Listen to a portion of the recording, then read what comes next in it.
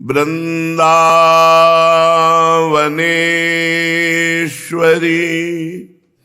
तवैव पदारविन्दम् प्रेमामृतैकमकरन्द रसौघपूर्णम् हृद्यर्पितं मधुपते स्मरतापमोग्रं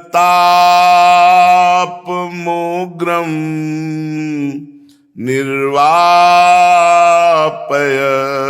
परम शीतलमाश्रयामि निर्वापयत्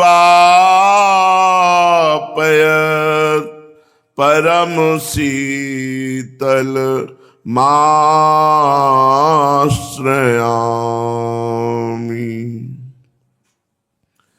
परम सच्चिदानंद घन प्रेमानंद स्वरूप नवनिभृत निकुंज महामहिम परम पावन श्री वृंदावन धाम के लाडिले युगल सरकार प्राणाराध्य प्राण प्रिय श्री प्रिया प्रीतम जू समस्त सहचरी वृंद खग मृग पशु पंछी तरुलता श्री यमुना रस रानी रजरानी समस्त ब्रजवासी परिकर के चरणों में कोटिशाह प्रणाम कोटिशाह नमन नमस्कार। श्रीधाम वृंदावन प्रिया प्रीतम का निज महल है। यहाँ समस्त ऋतुएं सखी स्वरूप से हाथ जोड़कर सेवा में रहती हैं। जिस समय जिस ऋतु की आवश्यकता हुई उसी क्षण वो ऋतु अपना प्रभाव फैला देती है। जैसे अपनी प्रकृति में है कि क्रमशः ऋतु आएगी, पर निकुंज में ऐसा नहीं। जिस समय जैसी रुचि तत्काल वैसी ही ऋतु अपना प्रभाव फैला देगी। राग रागिनियां मूर्तिमान होकर विराजमान है। जिस समय जैसे राग की इच्छा वैसी ही राग रागिनियां प्रस्तुत करके प्रिया प्रीतम को सुख पहुंचाती है। मूर्तिमान सहचरी रूप विराजमान है। यहां प्रवेश पाने के लिए 3 नेत्रों का वर्णन है। जैसे स्थूल ये जो इंद्री गोलक देख रहे हो, ये माया जनित ही रचना देख सकते हैं, इसके आगे नहीं। जो उपनिषद तत्व है उसे बुद्धि में नेत्र प्रकाशित होते, जिन्हें ज्ञान चक्षु कहते हैं। उस तत्व का साक्षात्कार ज्ञान चक्षु से होता है। और ये प्रिया प्रीतम का नवनिवृत्त निकुंज विहार ये हित नेत्रों से होता है। निकस कुंज ठाढ़े भये भुजा परस्पर अंश श्री राधा वल्लभ मुख कमल निरख नयन हरिवंश। हरिवंश हित प्रेम, और ये नेत्र हृदय में प्रकाशित होते हैं। ही के नयन निहारी, हृदय के नेत्रों से देखा जाता है। अब वो हृदय के नेत्र, पहले हृदय तो ठीक हो।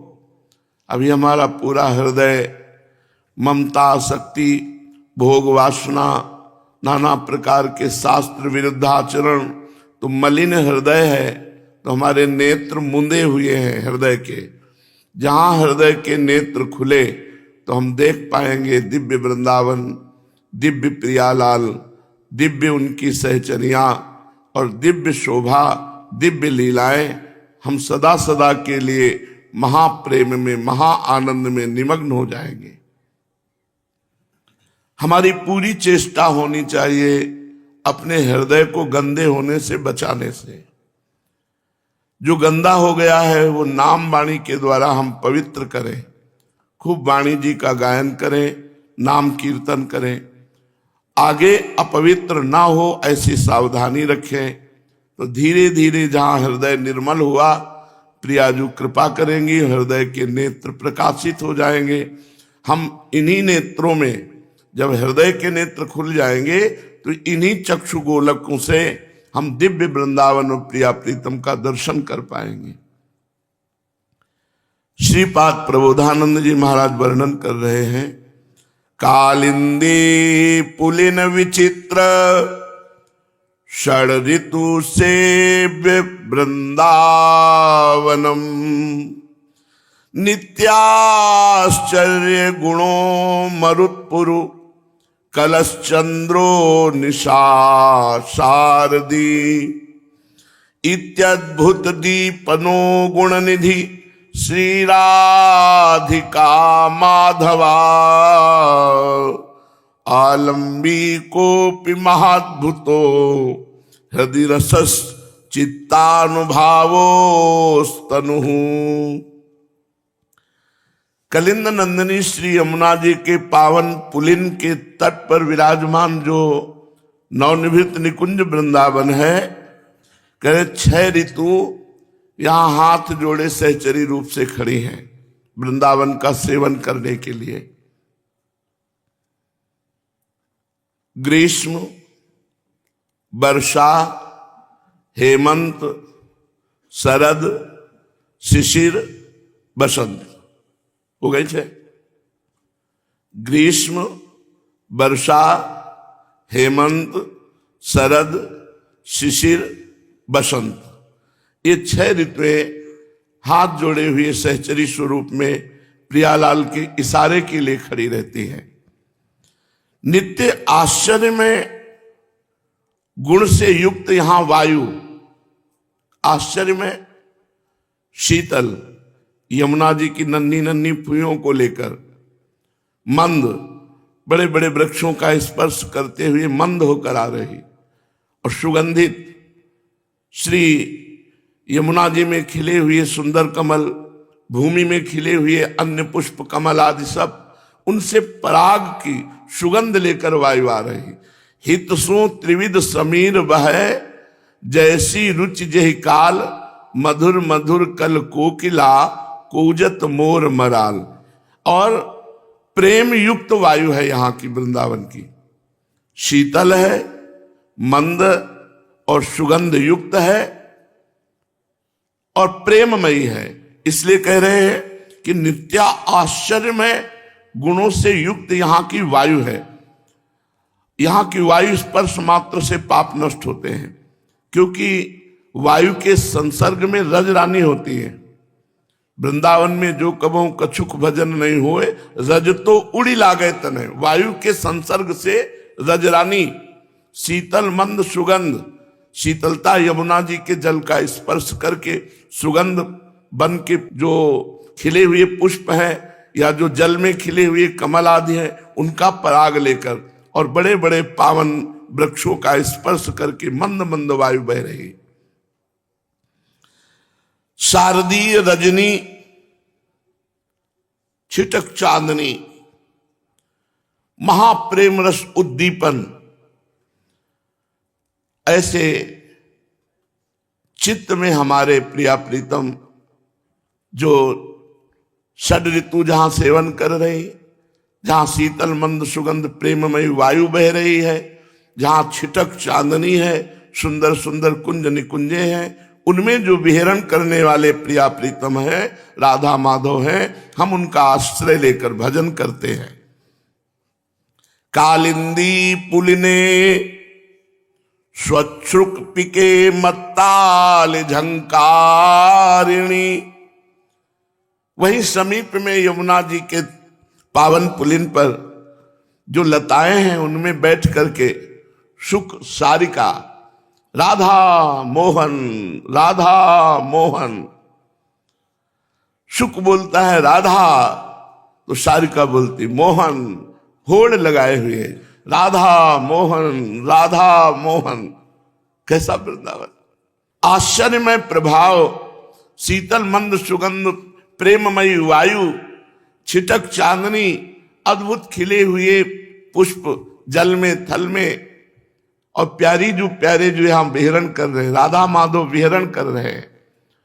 जब देखा सुख सारिका ने कि प्रभु पधार रहे हैं तो सारिका बोलती मोहन, शुक बोलता है राधा राधा मोहन ऐसी होड़ लगा करके नाम ध्वनि कर रहे।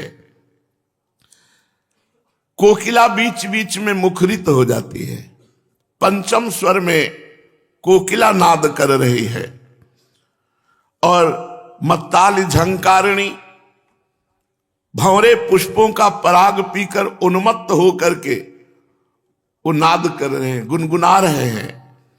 नृत्यति केकिनी पुष्प द्रुमलता वृंदौग वृंदावने। वृंदावन की शोभा को देखने के लिए जो प्रिया प्रीतम बेहरण कर रहे हैं, उनको देख करके कोकिला पंचम स्वर में नाद कर रही, राधा मोहन ऐसा सुख सारिका भौरे गुंजार कर रहे और मयूर मंडली आकर नृत्य कर रही है। नृत्यत केकिनी पुष्पित द्रुमलता वृंदौग वृंदावने। बहुत सुंदर सुंदर रंग बिरंगे फूलों के गुच्छे भूमि का स्पर्श कर रहे ऐसे लताएं।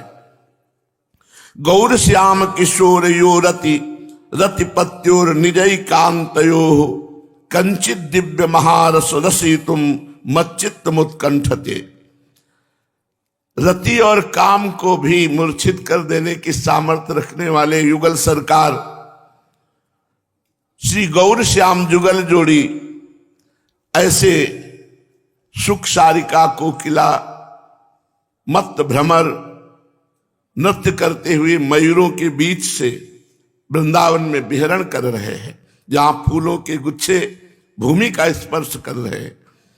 कलिंद तनया तटे मधुर माधवी मंडपे मिलन मलय मारुते मधुप झंकृतालंकृते पिकाली कुल कूजिते ब्रज कलावती पूजिते किशोर सहसी सदा स्मर गौर नीलाकृति।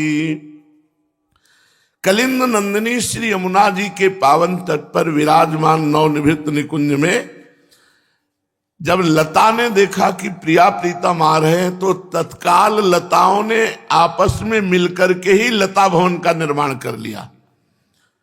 कलिंद तनया तटे मधुर माधवी मंडपे।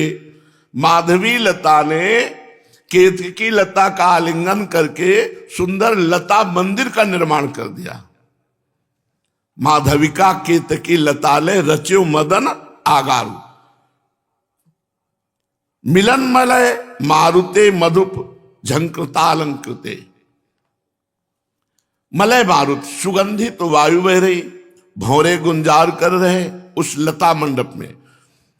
पिक अली कोकिला और भौरे ऐसे गुंजार कर रहे मानो राग रागिनियां मूर्तिमान होकर संगीत आलाप रही हों। और हमारे नव किशोर गौर श्याम श्री प्रिया प्रीतम उस लता मंडप में जाकर के, जिसमें फूलों की सैया रची गई है और लताओं ने अपने आप लता भवन का निर्माण किया है, स्वच्छंद विराजमान हुए। कैसे विराजमान हुए?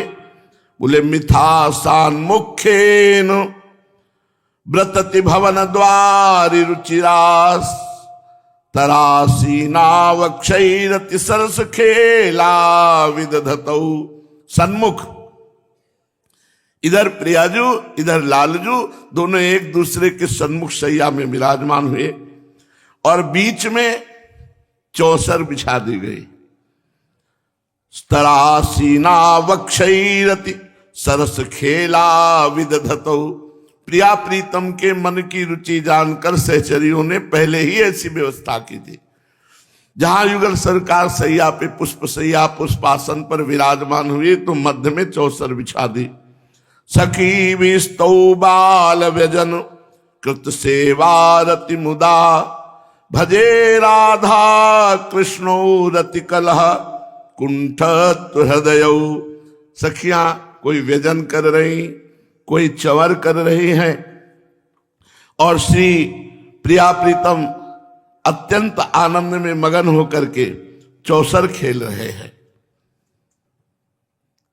हास परिहास होता जा रहा है। चौसर में दांव लगाया जाता है और जीतने वाला जो जीतता है, जो दांव में लगाया जाता है, वो उसके पक्ष में हो जाता है। पासा खेलत है पिय प्यारी, श्री प्रिया प्रीतम पासे खेल रहे हैं। सखियां दो पक्ष में बैठी हुई है। पहलो दाव पर्यो श्यामाजू को, पीत पिछोरी हारी, पासा खेलत है पिय प्यारी। पहले दांव में नीलांबर और पीतांबर रखा गया। लालजू ने अपना पीतांबर रखा और लाडली जू ने नीलांबर। दांव श्री लाडली जू जीत गई तो लालजू का पीतांबर लाडली जू जीत गए। प्रिया पीतांबर मुरली जीत। पहले दांव में पीतांबर जीता। श्याम सुंदर ने देखा कि ये दांव तो प्रियाजू जीत गई, तो कहा श्यामा जो पहले तुम लगाओ। श्याम कहे कछु तुम्हु लगावो, तब नक बेसर डारी। श्यामाजू ने नक बेसर लगाई और लालजू से कहा आप क्या लगाओगे?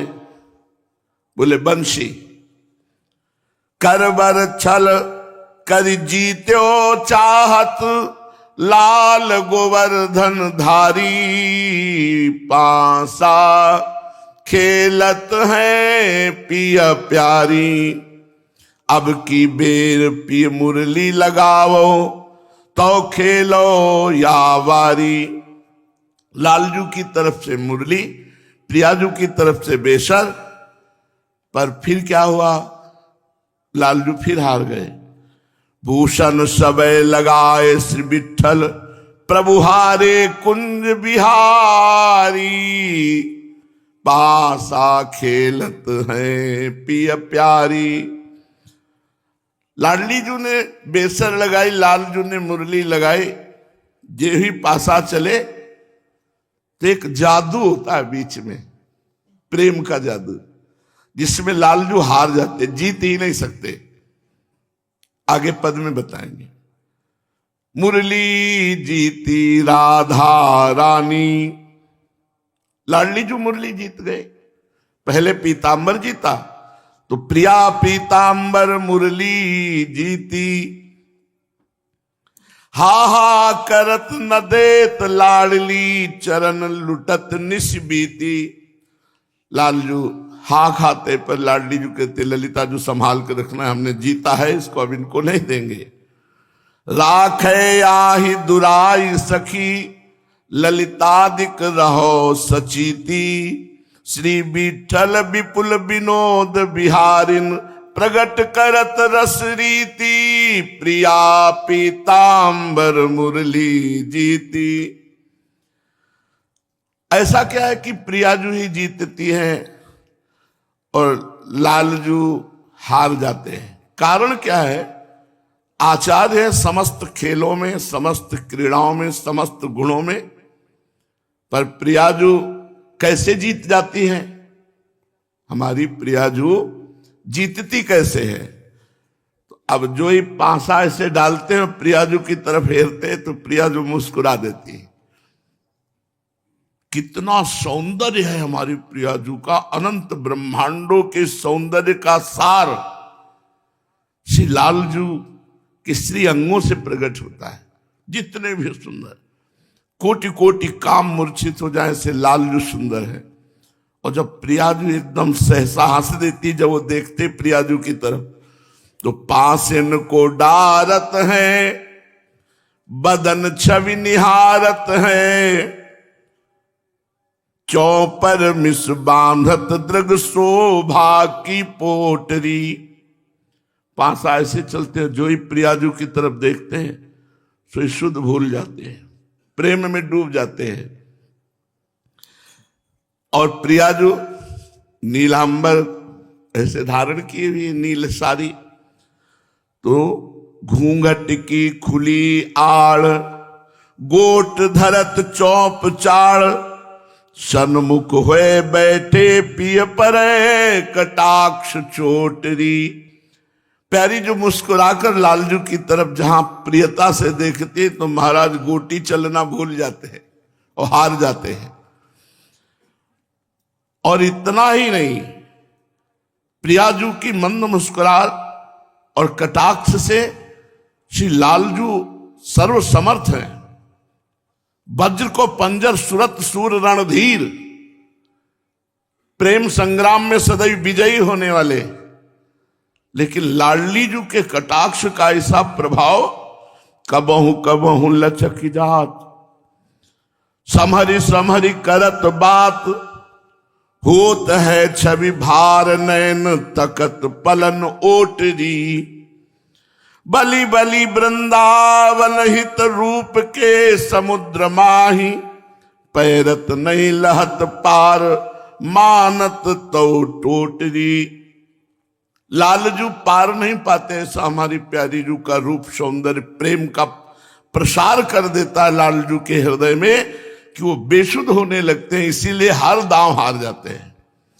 पर महाराज लालजू महाराज हर दांव हार जरूर जाते हैं, पर जीत की उमंग नहीं छोड़ते। प्यारी जू लालजू से कहा, अब की दांव लगाओ, तुम्हारा पीतांबर मुरली जो भी आभूषण वो सब जीत लिए।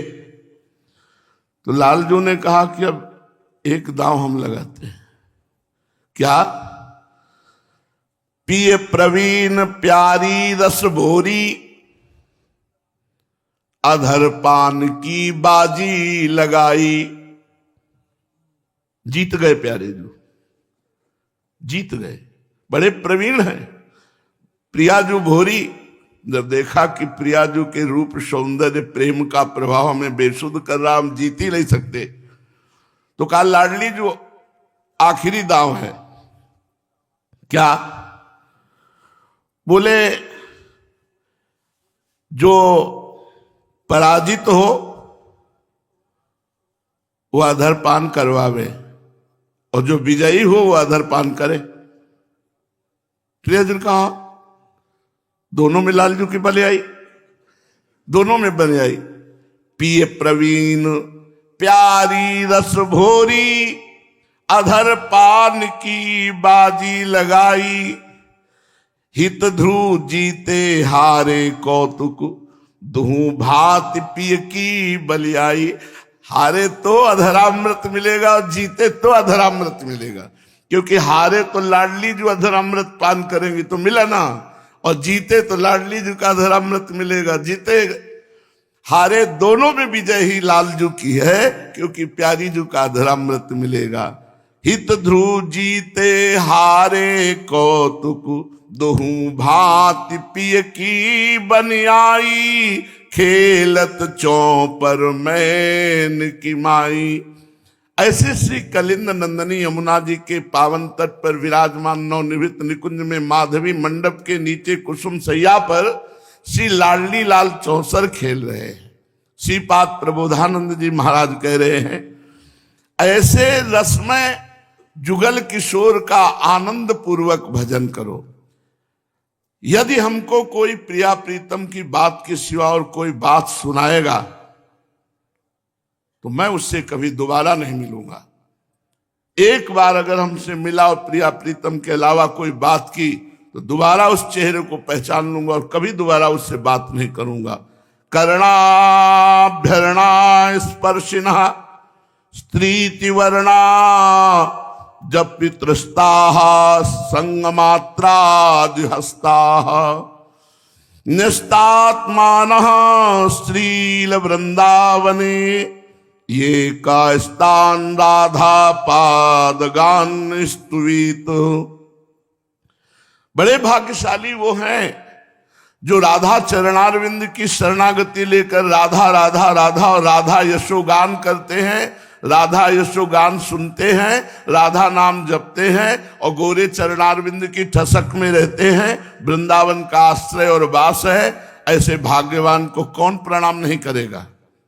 श्रीपाद कह रहे हैं कौन अच्छा त्रिभुवन नमस्कार करेगा, पर शर्त है करणाभ्यरणा स्पर्शिना स्त्री वर्णा दप्युत्रस्ता संग मात्रा द्विहस्ता।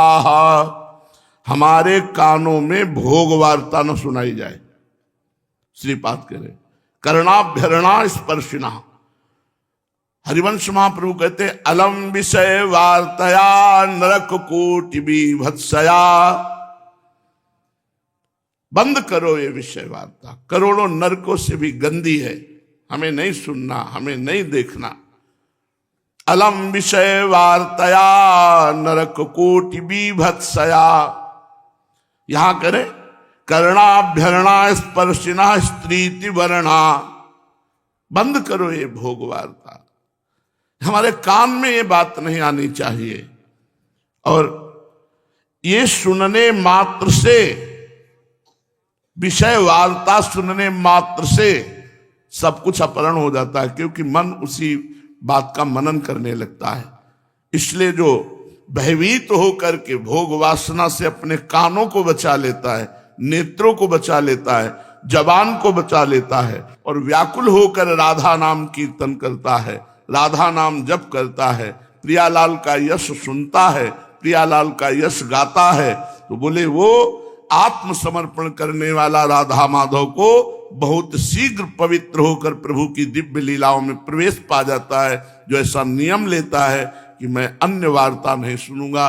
जैसे हरिवंश महाप्रभु आदेश करते हैं रसना कटो जो अन रटो निरखियन फुटो नैन श्रवण फुटो जो अन सुनो श्री राधा जस बैन।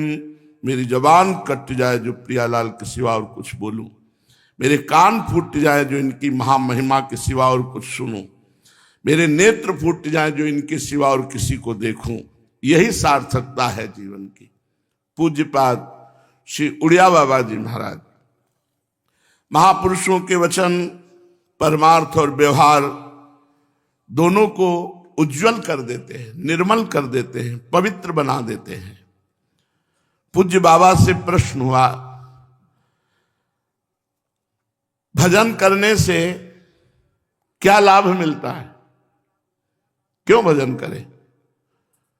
वैसे ही मन नहीं लगता, बड़ा कठिन है भजन करना, तो भजन करने से लाभ क्या मिलता है? दुखों से निवृत्ति, परम शांति, पापों का नाश और प्रेम स्वरूप परमात्मा की प्राप्ति केवल भजन से ही होती है। और सब चाहते हैं हमारे दुख छूट जाए, तो बिना भजन के दुख नहीं निवृत्त होगा, क्योंकि दुख का मूल है पाप, पाप का मूल है कामना, कामना का मूल है देहाभिमान और देहाभिमान का मूल है अज्ञान, अर्थात अज्ञान का नाश हो जाता है भजन करने से। परम शांति, परम आनंद और परमात्म स्वरूप का बोध हो जाता है। इसलिए भजन अनिवार्य है, दुखों का नाश करने के लिए, पापों का नाश करने के लिए, अज्ञान का नाश करने के लिए, परम शांति के लिए, परम सुख के लिए, परमात्म प्राप्ति के लिए भजन अत्यंत आवश्यक है। अगर हम भजन नहीं करते तो हमारी हानि क्या हो जाएगी? भजन न करने से विषय भोगों में प्रीति बढ़ेगी, विषय भोगों में प्रीति बढ़ने से पाप होगा और पाप से तुम्हें नरक और दुख भोगना होगा, बार बार जन्म मरण हानि ही हानि है। कहे हनुमंत विपत्ति पर सोई जब तो सुमिरन भजन न होई। वही विपत्ति है, वही क्षण सबसे बड़ी हानि है जिस क्षण भगवान का भजन न हो। भजन न करने से तुम कभी दुख से नहीं बच सकते हो। भजन न करने से तुम्हारे अंदर जो बैठ गया है कि कामी, क्रोधी, लोभी, मोही, दीनता, विषयों की, भोगों की, ये कभी छूट नहीं सकती, ये भजन से ही छूटेगी। अपनी भावना को उज्जवल करने के लिए, दुख निवृत्ति के लिए, समस्त सुखों की प्राप्ति के लिए भजन अत्यंत आवश्यक है। भजन नहीं करोगे तो दुख में संसार में बार बार जन्मोगे, मरोगे, नाना प्रकार की योनियों में जाओगे, दुख भोगोगे। एक हमें दर्शन कराया गया, ट्रक में फंसे हैं वो ड्राइवर हो, और आग ऐसे लगी है, वो चीख कर चिल्लार कर कह रहा बचा लो। लोग देख रहे हैं, अब कैसे बचावें, बड़ा ट्रक है ऐसे। उस समय का चिंतन करो, जिस समय वो देख रहा है कि आग हमारी तरफ आ रही, पूरे ट्रक में आग लगी हुई, अब वो निकल नहीं सकता, पता नहीं एक्सीडेंट में कहाँ उसके कौन सा अंग फंसा हुआ है, और ऐसे चिल्ला रहा है। देखते देखते आग उसके ऊपर जलकर राख हो गया। विचार करो जरा, ये कर्म भोग है। क्या उस समय चित्त को जोड़ो कि वो भयानक दुख कैसा होगा। और ऐसे एक जन्म में नहीं, अनंत जन्म दुख भोगने पड़ेंगे यदि मनुष्य शरीर प्राप्त करके भगवान की प्राप्ति नहीं की। कितनी घटनाएं ऐसी जिनमें रोम कांप जाते हैं कि कितना भयानक कष्ट जीव को है। महाराज जी, संसार में बहुत पाप होने लगा है, क्या होगा अब संसार का? भैया, श्री कृष्ण जो करेंगे वही होगा, तुम भजन करो। पूज्य बाबा ने उत्तर दिया, जो श्री कृष्ण करेंगे वही होगा, तुम भजन करो। तुमने संसार का ठेका ले रखा है क्या, जो संसार की चिंता करते हो?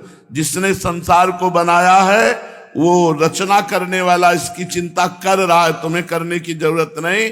तुम अपने लाला का भजन करो, श्री कृष्ण का, तुम संसार के ठेकेदार नहीं हो। अच्छा बाबा, ये बताओ सत्संग और भजन में सर्वश्रेष्ठ क्या है? पहली बात तो यह है कि जिससे जिसकी वृत्ति भगवदाकार हो वही श्रेष्ठ है। यदि सत्संग में तुम्हारा मन बहुत लगता है तो अधिक समय सत्संग में दीजिए, अगर भजन में लगता है तो भजन में अधिक समय दीजिए। पर हमें लगता है कि सत्संग अवश्य सुनना चाहिए। सत्संग, सेवा और नाम जप से वृत्ति भगवदाकार हो जाती है। तो दोनों चीजें होनी चाहिए, सत्संग भी होना चाहिए और भजन भी होना चाहिए, नाम जप भी होना चाहिए। साधन को हरि भजन है, कैसे सत्संग सा है। इन दोनों में कौन सा श्रेष्ठ है ऐसा नहीं कहा जा सकता, क्योंकि बड़े जब सुकृत एकत्रित होते हैं तब सत्संग मिलता है, जब सत्संग मिलता है तभी भजन होता है। भजन न होई संग बिनु, और भजन बिना नहीं प्रेम। छिन्हु भजन न छाड़िए, धरिए या ध्रुव नेम। बिना साधु संग के भजन नहीं होता, बिना भजन के प्रेम नहीं होता, बिना प्रेम के भगवत प्राप्ति नहीं होती। महाराज जी, अधिक समय किस में लगाना चाहिए? भजन में लगाना चाहिए या सत्संग में लगाना चाहिए? जो प्रारंभिक साधक हैं उनको सत्संग में ज्यादा समय लगाना चाहिए, और जो प्रेम लक्षणा भक्ति के नजदीक पहुंचे हुए हैं उनको चित्तवृत्ति भजन में अधिक लगाना चाहिए। अनुरागात्मिका भक्ति भजन से पूर्ण होती है, सत्संग सहायता करता है। लेकिन प्रारंभिक भजन में सत्संग बहुत आवश्यक है। भजन कम हो तो चलेगा, लेकिन सत्संग न छूटने पावे। प्रथम भगति संतन कर संगा, दूसर रति मम कथा प्रसंगा। बाबा, ये भजन करने पे पूर्व के संचित कर्म बहुत बाधा देते हैं। हाँ, देते हैं बाधा, पर भजन करने की दृढ़ता हो तो वो नष्ट हो जाएंगे, तुम्हें परास्त नहीं कर पाए। दृढ़ भजन हो, जैसे तूफान चलता है, पहाड़ का कुछ नहीं बिगड़ता, ऐसी दृढ़ता भजन में हो तो पूर्व संचित पाप कर्म आकर बाधा पहुंचाते हैं। दो प्रकार से, एक भोग भोगवा कर और एक भय विक्षेप, मन न लगना भजन में। ये दो प्रकार से बाधा डालते हैं। अचानक भय प्रकट हो गया, विक्षेप हो रहा है, भजन में बिल्कुल रुचि नहीं हो रही, एक ये, और दूसरे भोगों में प्रीता करके भोग भोगवा के प्रारब्ध का नाश। पूर्व जो कर्म है वो भजन में बाधा डालने के लिए आते हैं। पर बड़े कृपालु भगवान है, अगर आप भजन कर रहे हो, आश्रित हो, तो वो बैठ करके भोग भुगवा देंगे। ये ले, वो तुम्हारे हृदय में बैठ जाएंगे और प्रारब्ध का नाश करवा कर आगे बढ़ा देंगे। वो तुम्हें गिरा नहीं पाएगा, पर बाधा पहुंचाते हैं। उनमें भी यदि कहीं कुसंग हो जाए, मान लो प्रारब्ध ने पटकना लगाया हमें और हमें मिल गया कुसंग, अब तो बुरी तरह से पतन हो जाएगा। कुसंग बहुत बड़ी बाधा खड़ा कर देगा। प्रारब्ध भोग हमारा पूर्व का कर्म आके बाधा पहुंचा रहा है और साधु संग है, बच जाएंगे। हमें प्रारब्ध भोग भी गिरा नहीं पाएगा। और अगर कहीं कुसंग मिल गया मनमानी, फिर आप नष्ट हो जाएंगे। वैद्य के द्वारा शोध कर दी हुई जहर आदि भी बड़े बड़े रोगों को नाश करने वाले बन जाते हैं, और ऐसे जहर खा लो तो मर जाओगे। वैद्य के द्वारा शोध कर दिया जाए। संचित कर्म इतना बाधा नहीं पहुंचा सकते कि भजन छोड़वा दें। आप दृढ़ता पूर्वक भजन पकड़े रहना। जो भजन नहीं करते, केवल बातें बनाते हैं, उन्हीं को एक कर्म बाधा पहुंचाते हैं। सत्संग, शास्त्रों का विचार और भजन, इन तीन में इतनी शक्ति है कि पूर्व के सब कर्मों को भस्म कर देगा। फिर सुनो, सत्संग, शास्त्रों का स्वाध्याय और भजन, नाम जप, इन तीन में इतनी सामर्थ्य कि तुम्हारे पूर्व के जितने प्रारब्ध भोग, जितने कर्म, सब भस्म हो जाएंगे। भक्तों का जीवन चरित्र जरूर पढ़ना चाहिए उपासकों को। भक्तों के जीवन चरित्र सुनने से, पढ़ने से भगवान में बहुत आसक्ति पैदा होती है। भक्तों ने भगवान को दुलार किया है और भगवान ने भक्त चरित्र में डट के दुलार किया है भक्तों का। तो भक्त और भगवान की प्रीति का परिचय, भगवान की कृपालुता, उदारता, ये सब भक्त चरित्र में पाई जाती है। इसलिए भक्तों के चरित्र जरूर पढ़ने चाहिए और सुनने चाहिए। भगवान के चरित्र परम पावन करते हैं, पर भक्तों के चरित्र भगवान में प्रीति प्रदान कर देते हैं। इसलिए निर्णय किया गया कि भक्तों का गुणगान भगवान के गुणगान से भी बढ़कर है। और निज यश ते अधिक भक्तन यश पर प्यार ताते माला रची करि ध्रुव कंठ सिंगार। भगवान को अपने यश से भी अधिक भक्तों का यश रुचता है। अगर भक्त चरित्र हो रहा तो भगवान श्रोता बनकर वहां बैठे।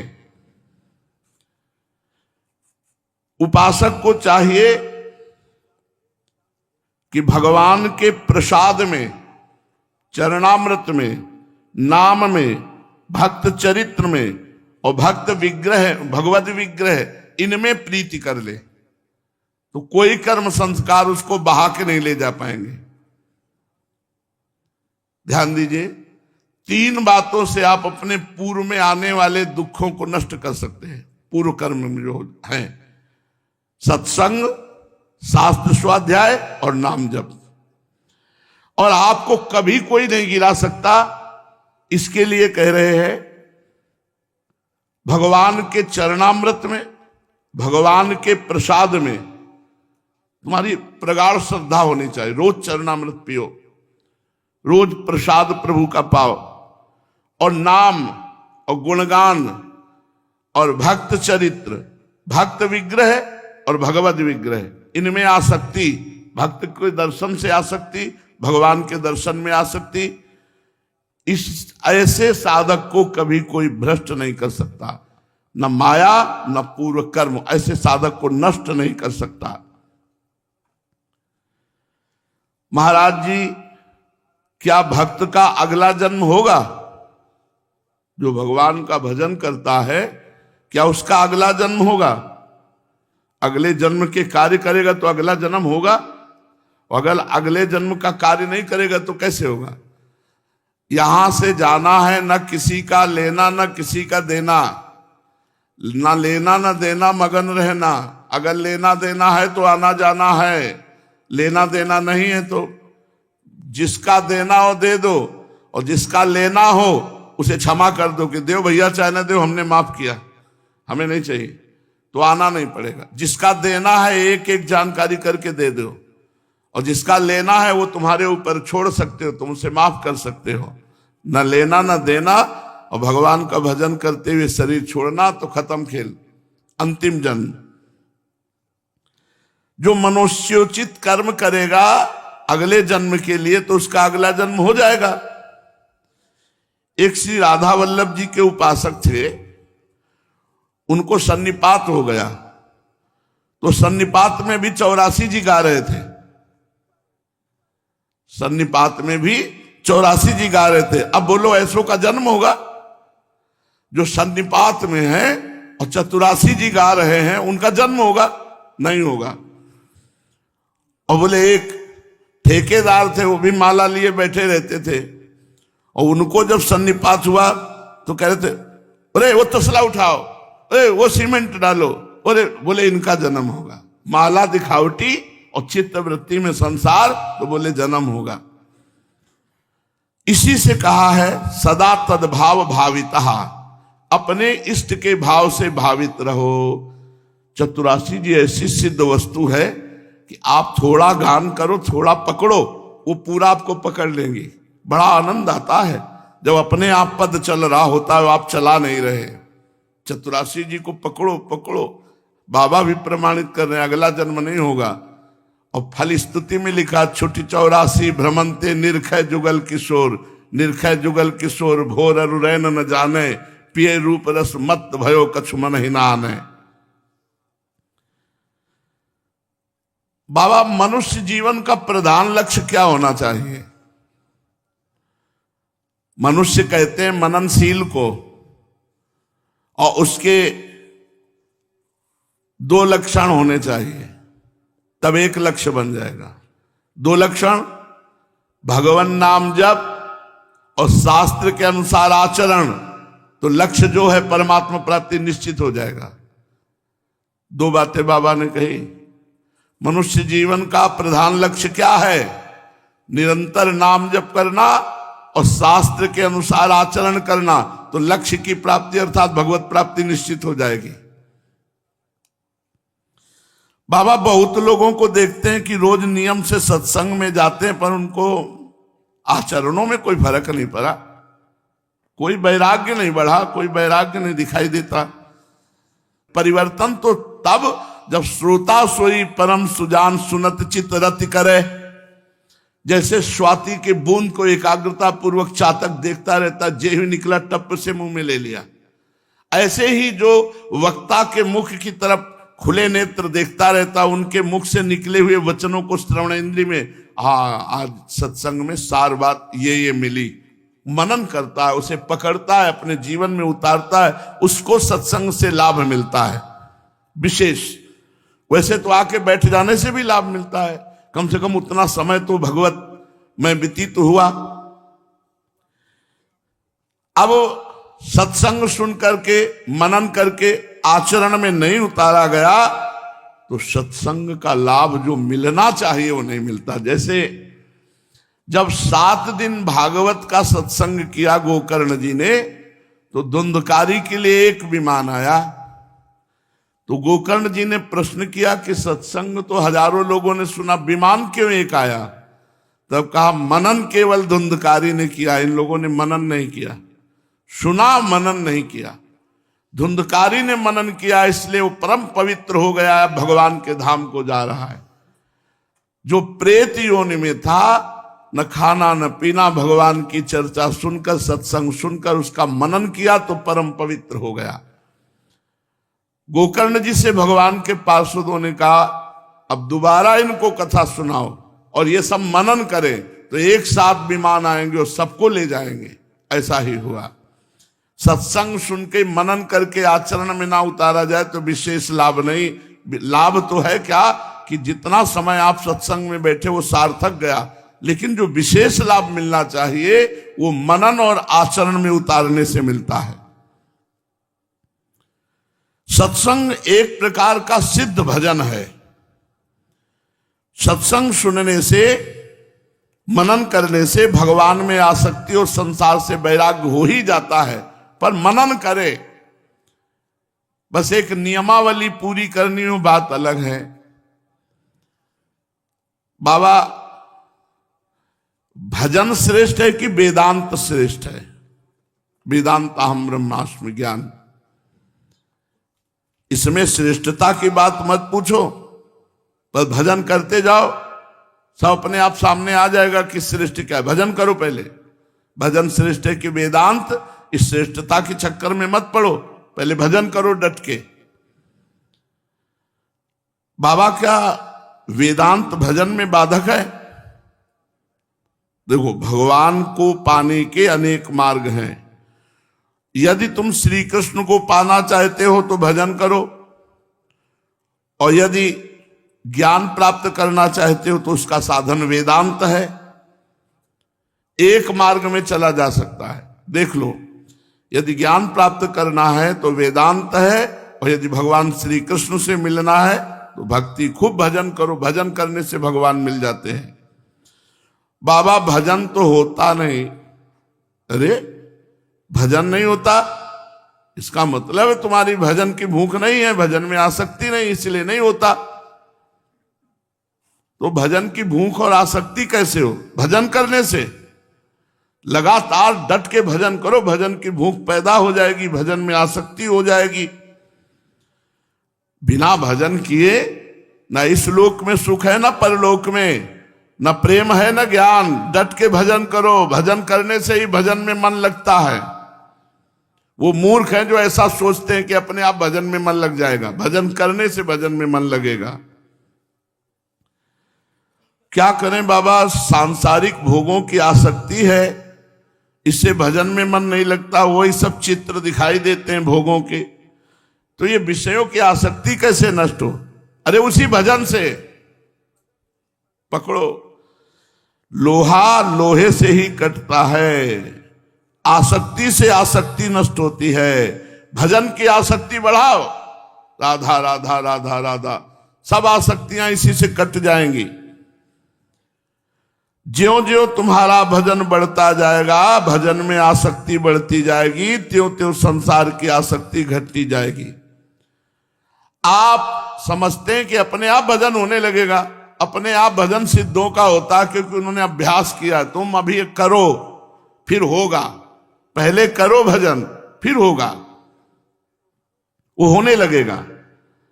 भजन ऐसा होगा कि तुम्हें कोई छू लेगा तो वो पवित्र हो जाएगा, ऐसा प्रभाव तुम्हारे हृदय में होगा। पर पहले भजन करो, भजन में आसक्ति बढ़ेगी, भजन की भूख बढ़ेगी, यही तुम्हें भगवत प्राप्ति के योग्य बना देगी। चलते हैं श्रीमद् भागवत महापुराण।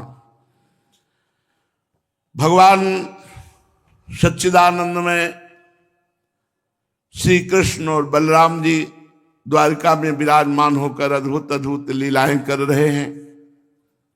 श्री सुखदेव जी कहते हैं, परीक्षित, हस्तिनापुर में स्वयंवर हो रहा था। दुर्योधन स्वयंवर अपनी पुत्री के लिए कर रहा था। उसकी कन्या का नाम था लक्ष्मणा, बहुत सुंदर थी। ये जब द्वारिका में खबर आई, महावीर थे सांब जी, ये जाम्बवती के गर्भ से प्रकट हुए हैं। जाम्बवती जी को भगवती पार्वती का अंश माना गया है, शाम्ब को भगवान शिव का अंश माना गया है। उन्हीं के अंश से इनका प्रादुर्भाव हुआ। भगवान शिव संहार लीला के अधिष्ठात्र देवता है। ब्रह्मा जी सृजन लीला, भगवान हरि पालन लीला, इन्हीं से संहार हुआ है, सांब से। सांब से ही पूरे कुल के विनाश का साप मिला है। पहले से विधान भगवान बना। तो सांब जी बहुत सुंदर थे, बड़े बलवान थे। इन्होंने अकेले किसी से बताया नहीं। शायद इनको होगा कि बलराम जी रोक न दे या कोई रोक न दे, इसलिए इनके मन में लक्ष्मणा जी के प्रति भाव आया और अकेले चल पड़े और स्वयंवर में पहुंचे और स्वयंवर में जाके बलात् लक्ष्मणा जी का अपहरण कर लिया बीच स्वयंवर से। कौरवों को बड़ा क्रोध हुआ। वो बोले बालक बहुत ढीठ है, देखो तो सही, इसने हम लोगों को नीचा दिखाकर बलपूर्वक हमारी कन्या का अपहरण कर लिया। वह तो इसे चाहती भी नहीं थी। इस ढीठ को पकड़कर बांध लो। यदि यदुवंशी लोग रुष्ट भी होंगे तो हमारा क्या बिगाड़ लेंगे? वे लोग हमारी ही कृपा से, हमारी ही दी हुई धन धान्य से परिपूर्ण पृथ्वी का उपभोग कर रहे हैं। दुर्योधन ने ऐसा कहा। यदि वे लोग अपने इस लड़के के बंदी होने का समाचार सुनकर यहां आएंगे तो हम लोग उनका सारा घमंड चूर कर देंगे। उन लोगों को ऐसा मजा चखाएंगे कि उनके सारे मिजाज ठंडे हो जाएंगे। ऐसा विचार करके कर्ण, सल, भूरिश्रवा, यज्ञकेतु, दुर्योधन आदि बड़े बड़े महावीरों ने घेर लिया सांब को। जब महारथी सांब ने देखा कि धृतराष्ट्र के पुत्र मुझे घेर लिए, तब एक धनुष चढ़ाकर सिंह के समान अकेले रणभूमि में डटे रहे। इधर कर्ण को मुखिया बनाकर कौरववीर धनुष चढ़ाए हुए सांब के पास आ पहुंचे और उनको पकड़ लेने की इच्छा से खड़ा रहे ऐसा कहा और ऊपर बाणों की वर्षा करने लगे। भगवान श्री कृष्ण के पुत्र सांब अचिंत्येश्वरशाली भगवान श्री कृष्ण की महिमा से युक्त है, उनके पुत्र हैं। कौरवों के प्रहार से वे चिढ़ गए और जैसे सिंह तुच्छ हरिणों के पराक्रम को देखकर चिढ़ जाता है, सांब ने धनुष की टंकार की। कर्ण पर 6 बाण और जितने जितने वीर, उन सब को बाणों से, उनके घोड़ों को, उनके सारथी को, उनके रथों को, सबको बाण से युक्त कर दिया। 4-4 बाण घोड़ों को, एक एक सारथी को, एक एक उनके धनुष और एक रथी पर। ये हस्त लागो देख करके सब आश्चर्यचकित हो गए कि एक साथ सबके रथ, घोड़े और सारथी और रथी सबको सांब जी ने घायल कर दिया। सब लोग प्रशंसा करने लगे सांब की वीरता की, हस्तलाघों की। इसके बाद सब वीर मिलकर के सांब के घोड़ों को मार दिया, रथहीन कर दिया, सारथी को मार दिया और घेर लिया सांब को। धनुष काट डाला। बड़ी कठिनाई से सांब को बंदी बना लिया दुर्योधन आदि ने। अब अपनी जय मनाते हुए लक्ष्मणा को, कन्या को लेकर और सांब को बंदी बनाकर हस्तिनापुर लौटे। नारद जी समाचार वाहक हैं भगवान के। द्वारिका में पहुंचे और कहा, जय जय, आपको पता है आपका लड़का बंदी बना लिया गया। कौन? बोले सांब, जाम्बवती नंदन सांब को। कैसे सांब? बोले दुर्योधन की पुत्री लक्ष्मणा का स्वयंवर था, सांब ने अकेले हरण किया। पूरी कथा नारद जी ने। बलराम जी ने जब सुना, उन्होंने कहा क्या होना चाहिए? तो यदुवंशियों ने कहा, उग्रसेन महाराज का आदेश लो, अभी चढ़ाई करते हस्तिनापुर को रौंद के फेंक देते हो। इतनी ताकत है, इतनी ताकत है यदुवंशियों में। बलराम जी ने कहा, लड़ाई तो मुझे नहीं ठीक लगती। बहुत प्यार करते हैं दुर्योधन से बलराम जी, बहुत प्यार करते। जहां दुर्योधन नाम आएगा बलराम जी ढीले हो जाते हैं, इतनी दया करुणा है। तभी जब आखिरी युद्ध में भीम के द्वारा दुर्योधन को दंड देना था, तो भगवान श्री कृष्ण ने हाथ पैर जोड़ के कहा कि आप तीर्थ यात्रा में जाइए। बलराम जी से, आप तीर्थ यात्रा कीजिए, आप मत रुकिए भैया, आप तीर्थ यात्रा में जाइए। बलराम जी ने कहा कि झगड़ा तो ठीक नहीं है। यदुवंशी बार बार जैसे ज्वार भाटा समुद्र में आए, एक बार आदेश कीजिए, सांब को बंदी बनाया गया, दिखाता हूं कौरवों को कि यदुवंशियों में कितनी ताकत है। बलराम जी शांत। मैं स्वयं जाता हूं हस्तिनापुर और सांब को छुड़ा के लाता हूं। बलराम जी और कुछ पवित्र ब्राह्मण और यदुवंश के बड़े बूढ़े ऐसे रथों पे गए। बड़े बूढ़ों से घिरे हुए बलराम जी चंद्रमा के समान हस्तिनापुर में पहुंचे और बाहर के एक बगीचे में रुक गए। कौरव लोग क्या करना चाहते हैं इस बात का पता लगाने के लिए उद्धव जी को धृतराष्ट्र के पास भेजा। उद्धव जी कौरवों की सभा में जाकर धृतराष्ट्र, भीष्म पितामह, द्रोणाचार्य, वाल्मीकि, दुर्योधन इन सबकी वंदना की और कहा बलराम जी पधारे हैं, आपके नगर के बाहर बगीचे में रुके हुए हैं। जो सुना बलराम जी तो दुर्योधन को प्रसन्नता हुई। उद्धव जी का सत्कार किया और बलराम जी की अगवानी के लिए चल पड़े।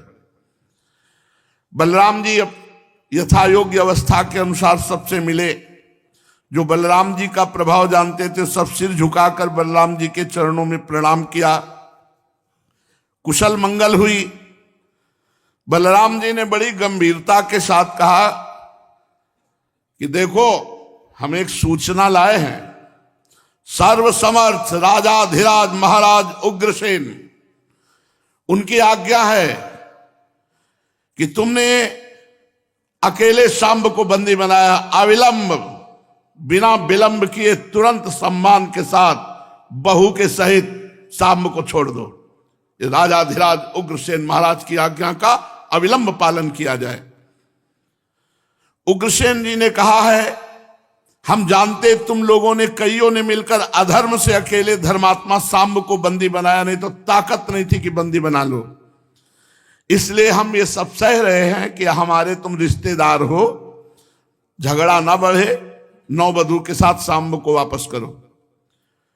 बलराम जी की वाणी वीरता, सूरता, बल, पौरुष, उत्कर्ष से परिपूर्ण और उनकी शक्ति के अनुरूप थी। ये बात सुनकर के कुरुवंशी क्रोध से तिलमिला उठे और कहने लगे आश्चर्य की बात है, काल की चाल को कोई टाल नहीं सकता है। पैरों की जूती सिर पर चढ़ना चाहती। जहां श्रेष्ठ मुकुट सुशोभित होता है वहां जूती चढ़ना चाहती। ये यदुवंशी हमारे सोने बैठने एक पंक्ति में खाने लायक नहीं हो तो हमने स्वीकार कर लिया। यदुवंशी चंवर, पंखा, शंख, श्वेत छत्र, मुकुट, राज सिंहासन, राजोचित सैया का उपभोग कर रहे हैं क्योंकि हमने छूट दे रखी है। अब हो चुका, बस बस छीन लो यदुवंशियों के राज चिन्ह। बलराम जी भगवान शेष के अवतार है। कौरव पक्ष ने कहा जैसे सिंह का ग्रास कभी भेड़ा नहीं छीड़ सकता, वैसे ही भीष्म, द्रोणाचार्य, अर्जुन, कौरववीर इनको हराए बिना कोई ऐसा, और देवराज इंद्र की ताकत नहीं कि इनको हरा सके। इसलिए यदुवंशी क्या है? बलराम जी को बड़ा दुर्वचन इन्होंने, बलराम जी ने देखा दुष्टता और अशिष्टता दोनों वचनों में है, अशिष्टता और दुष्टता। तमतमा उठे बलराम जी और ठहाका मार के हंसे। कहा अच्छा सच्ची बात, दुष्टों को अपनी कुलीनता, बल, पौरुष और धन का घमंड हो जाता है, इसलिए वो कभी शांति नहीं चाहते, और दुष्टों का दमन करने में हम सर्वसमर्थ हैं। दुष्टों का दमन दंड से ही होता है, प्रार्थना से नहीं होता। जैसे पशुओं को चराने वाला डंडे का प्रयोग करता है तभी। यदुवंशी तो चढ़ाई कर रहे थे, मैंने उनको रोका,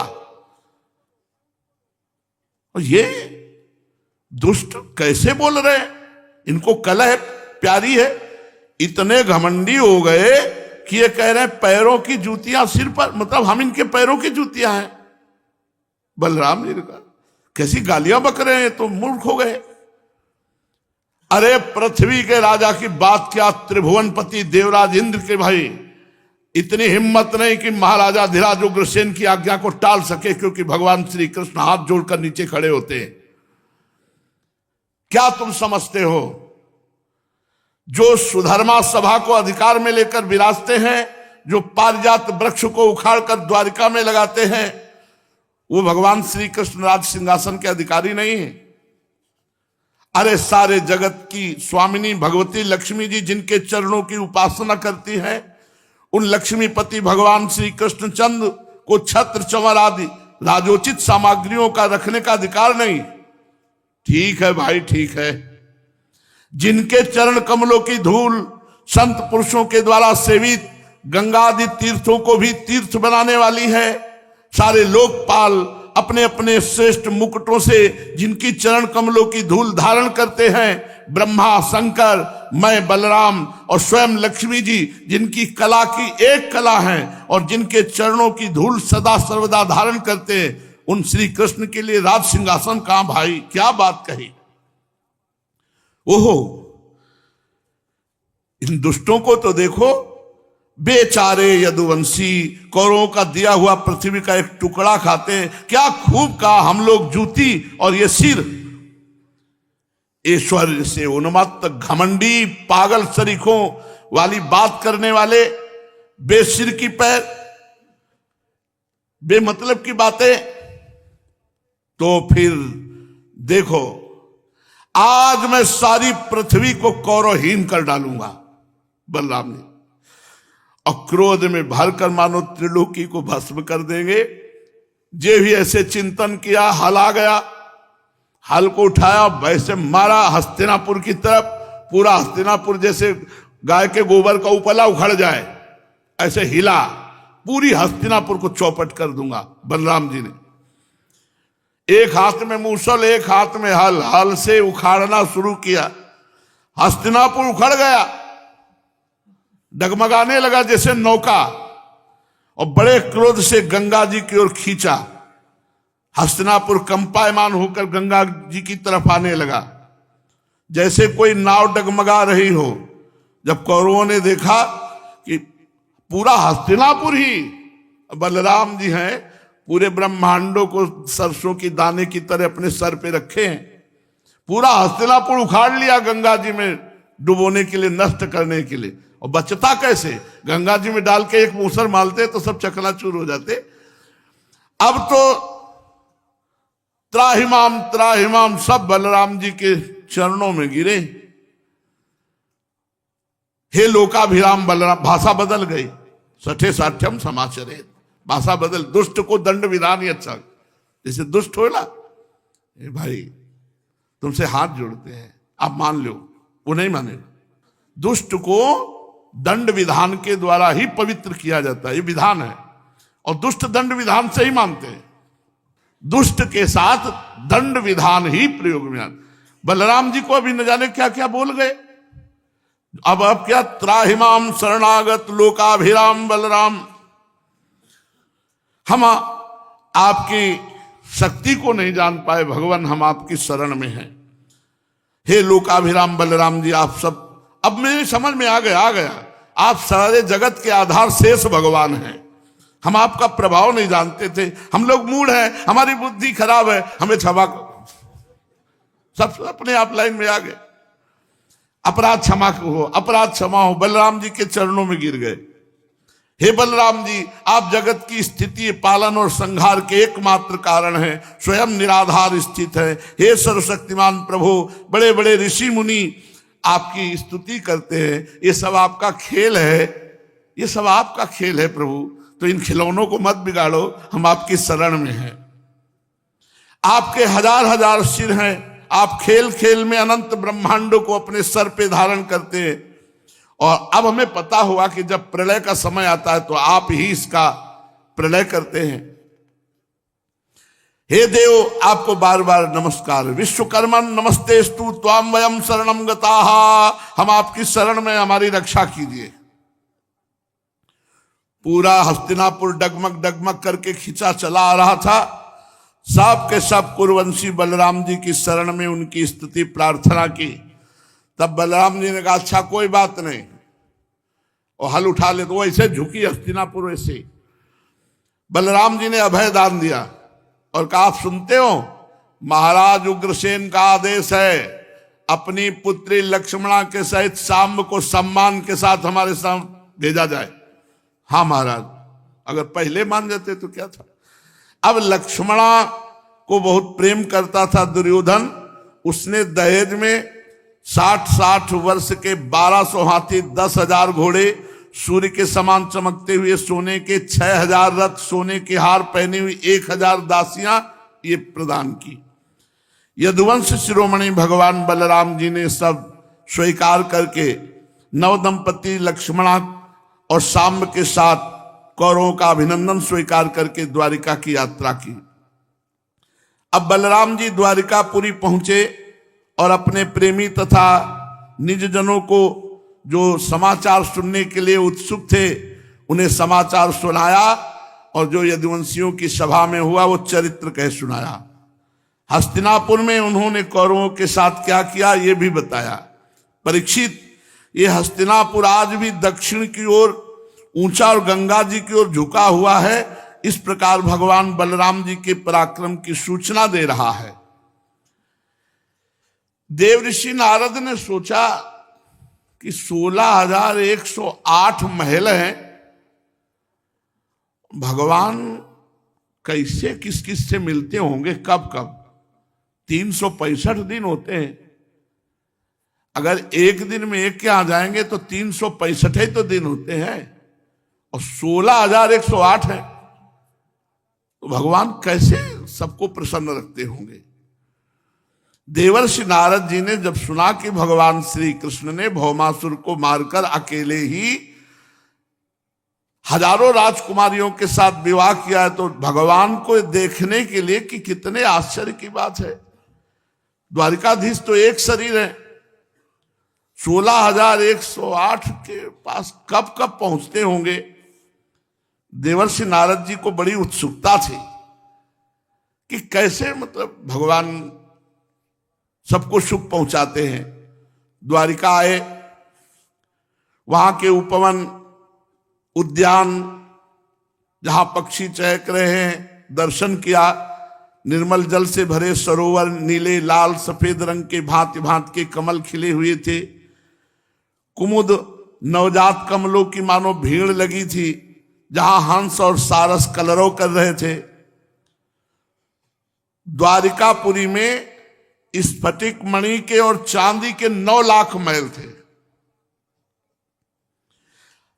फर्श में महामरकत मणि से जड़ी हुई फर्श, सोने और हीरों की शोभायमान दीवारें, चांदी के अलग 9 लाख महल, राजपथ, बड़ी सुंदर सुंदर गलियां चौराहे द्वारिकापुरी भगवान की। जिधर देखो सुगंध ही सुगंध फैली हुई है। द्वारिकापुरी में भगवान श्री कृष्ण का बहुत सुंदर अंतःपुर है। बड़े बड़े लोकपाल उसकी पूजा करते हैं। विश्वकर्मा ने अपनी सारी कला कौशल से उसे तैयार किया है। अंतःपुर में 16,108 महल हैं, उन 9 लाख महल हैं। ये अंतःपुर में महाराज द्वारिकाधीश के अंतःपुर में 16,108 महल है, जिसे बड़े बड़े लोकपाल पूजन करते हैं। उनमें से सबसे पहले महल में प्रवेश किया देवर्षि नारद जी ने। मूंगों के खंभे, वैदूर्य मणि के छज्जे, इंद्रनील मणि की दीवारें जगमगा रही थी और पन्ने के गचे, बड़ा सुंदर महल। मोती की झालरें लटक रही हैं, हाथी दांत के पलंग बने हुए हैं, श्रेष्ठ मणियां जटित, दासियां गले में सोने के हार डाले, वस्त्र पहने, दास लोग जामा पगड़ी सुंदर वस्त्र जड़ाऊ कुंडल धारण किए, वो सब सेवा में लगे। देखा रत्न के दीपक से महल का अंधकार नष्ट हो रहा है, प्रकाशित हो रहे। बड़ी सुंदर अगर की धूप है, रंग बिरंगे मणिमय छज्जों पर मोल कुहू कुहू कर गान कर रहे हैं, नाच कर रहे हैं। देवर्षि नारद जी ने जिस पहले भवन में प्रवेश किया था वो महारानी रुक्मिणी जी का था। भगवान उनके महल में बैठे हुए थे, वो चमर डुला रही थी। रुक्मिणी जी के समान सहस्त्रों दासियां सेवा में थी, पर रुक्मिणी जी भगवान की स्वयं सेवा अपने कर कमल से करती। जे भी नारद जी को देखा भगवान श्री उतरे, देवर्षि नारद जी को दंडवत प्रणाम किया। एकांत में देवर्षि नारद जी साष्टांग दंडवत होते थे और सभा में भगवान प्रणाम करते थे। हाथ जोड़ा, कहा आओ देवर्षि, आसन पे बैठाया। भगवान चराचर जगत के गुरु हैं, स्वयं आचरण करके दिखाते हैं संतों का कैसा आदर करना चाहिए। भगवान साष्टांग दंडवत की हाथ जोड़कर कहा आओ देवर्षि, और सुंदर आसन पर बैठाया। और भगवान ने अपने कर कमल से देवर्षि नारद जी के चरण धोए। फिर भक्तवत्सल संतों के परम आदर्श भगवान श्री कृष्ण, भगवान का एक नाम है नमो ब्रह्मणे देवाय। भगवान ब्रह्म ऋषियों को, संतों को अपना आराध्य देव मानते, जबकि संतों को आराध्य देव क्या, संतों के आराध्य देव हैं, पर ऐसा भगवान का स्वभाव है। भगवान श्री कृष्ण ने स्वयं नारद जी के अपने कर कमल से पैर धोए, पांव पखारे, फिर चरणामृत पिया और माथे पे धारण किया। धन्य है प्रभु। पुराण पुरुष भगवान शास्त्रोक्त विधि से देवर्षि शिरोमणि भगवान नारद जी की पूजा की।